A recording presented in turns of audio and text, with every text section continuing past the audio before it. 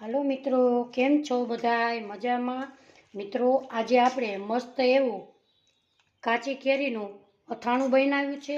તો મિત્રો, જોતાં જ ખાવાનું મન થઈ જાય એવું આપણું અથાણું મસ્ત એવું બન્યું છે. તો મિત્રો, આજે આપણે અથાણું બનાવવાનું શરૂ કરીએ. મિત્રો, આજની મારી રેસીપી તમને ગમે તો મારી ચેનલને લાઇક, શેર અને સબસ્ક્રાઈબ કરવાનું ભૂલશો નહીં.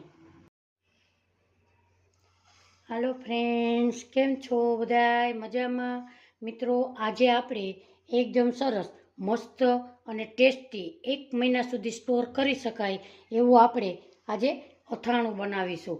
આ આચાર કેરીનો ખૂબ જ એવું ટેસ્ટી અને મસ્ત એવું બને છે. તો સૌપ્રથમ અહીંયા આપણે 2 નંગ મોટી અને 5 નંગ નાની નાની એવી આપણે કેરી લીધી છે.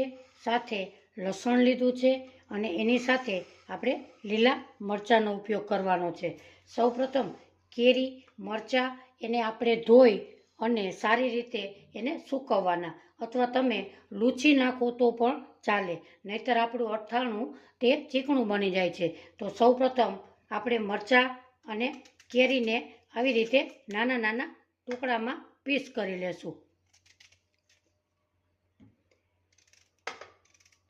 કેરી અને મરચાં આવી રીતે આપણે નાના નાના ટુકડાને કરી લેશું. અહીંયા આપણે કેરી અને મરચાંના ટુકડા કરી લીધા છે. મિત્રો, આ અથાણું તમે એકવાર બનાવશો ને તો 2 રોટલી ખાતા હશો ને તો એની જગ્યાએ તમે 4 રોટલી ખાશો. તો સૌપ્રથમ આપણે આને નાના નાના ટુકડામાં, તમે મિક્સર જારમાં અથવા તમે આ બ્લેન્ડરમાં નાના નાના ટુકડામાં પીસ કરી શકો છો. આપણે કટરમાં આ રીતે નાના નાના ટુકડા કરી લેશું.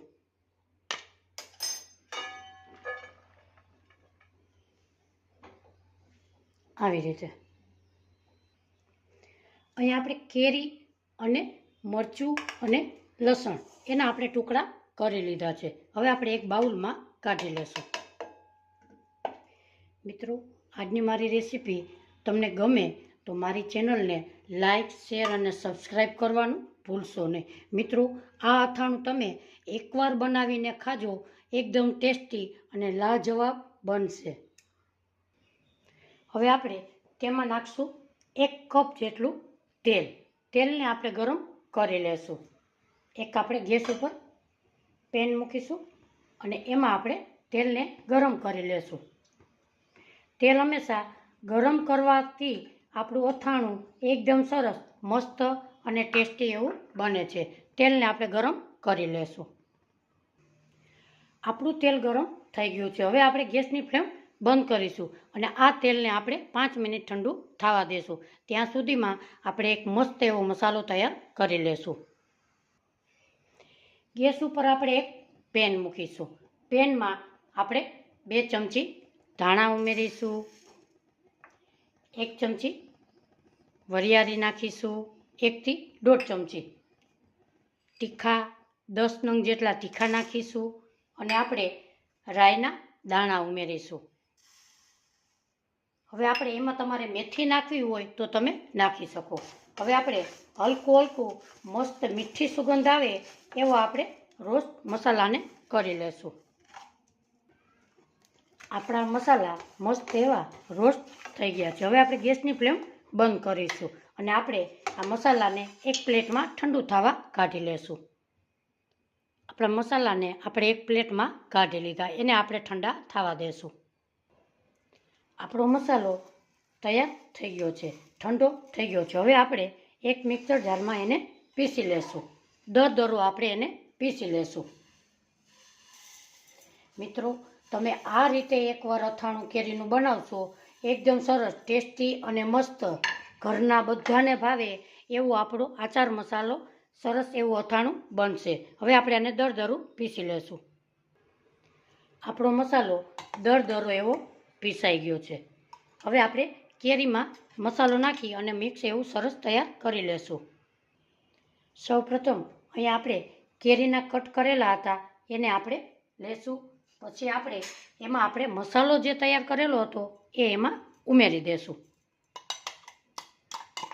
હવે મસાલાને મિક્સ કરી લેશું.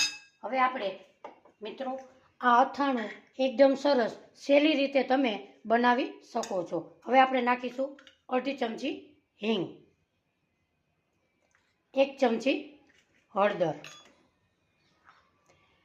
હવે આપણે નાખીશું 2 ચમચી જેટલું લાલ મરચું કાશ્મીરી. તમે જેવું તીખું ખાતા હોય એ પ્રમાણે તમારે ઉમેરવું. હવે આપણે નાખીશું કાળા તલ. હવે આ બધાને આપણે મિક્સ કરી લેશું. ટેસ્ટ પ્રમાણે આપણે મીઠું નાખીશું. મીઠું આપણે થોડુંક એવું ચડિયાતું નાખીશું, તો જ આપણું અથાણું સારું રહે, ચીકણું ના થાય અને એકદમ સરસ ટેસ્ટી એવું લાગે. હવે આપણે બધા મસાલાને મિક્સ કરી લેશું. મિત્રો, મારી રેસીપી તમને ગમે તો મારી ચેનલને લાઇક, શેર અને સબસ્ક્રાઈબ કરવાનું ભૂલશો નહીં. હવે આપણે તેલ ગરમ કરેલું હતું, તેલ પણ ઠંડુ આપણું થઈ ગયું છે. હવે આપણે થોડું થોડું નાખી અને મસાલામાં મિક્સ કરી લેશું.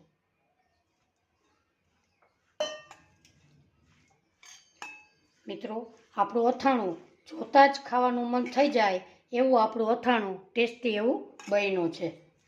હવે આપણે બધું તેલ અંદર ઉપયોગ કરી લેશું.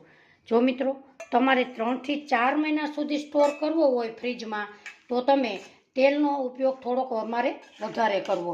અહીંયા આપણે 1 મહિના સુધી ખાઈ શકો તો તમારે તેલ વધારે નાખવાની જરૂર પડતી નથી. જો મિત્રો, આપણું અથાણું એકદમ સરસ મસ્ત અને ટેસ્ટી એવું બન્યું છે. તો મિત્રો, આજની મારી રેસીપી તમને જરૂરથી ગમી હશે. તો મિત્રો, મારી ચેનલને લાઇક, શેર અને સબસ્ક્રાઈબ કરવાનું ભૂલશો નહીં. હવે તમે એક બોટલમાં ભરી અને ફ્રીજમાં સ્ટોર કરી શકો છો.